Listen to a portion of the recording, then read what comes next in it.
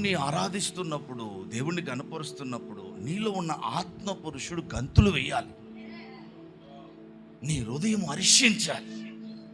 నీ హృదయం హర్షిస్తుంది. నీ అంతరంగ పురుషుడు కేకలు వేస్తున్నాడు, దేవుణ్ణి బట్టి ఎంతో ఆనందిస్తున్నాడు అనేది నీ ముఖంలో కనబడాలి.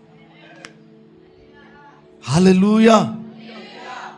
దేవుని సన్నిధి ఇక్కడ మనం అనుభవించగలిగితే ఆ సన్నిధి ద్వారా వచ్చే సంతోషం ఇక్కడ కనిపిస్తుందంట. ఇక్కడ లేనిది ఇక్కడ ఏమి కనిపించదు.